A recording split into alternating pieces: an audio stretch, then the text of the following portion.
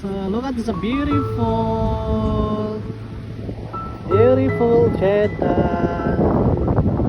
Hey, look at that, guys. Oh my god, it's a wonderful views. See? Hi guys, so I'm gonna show you guys. So look at this one, guys.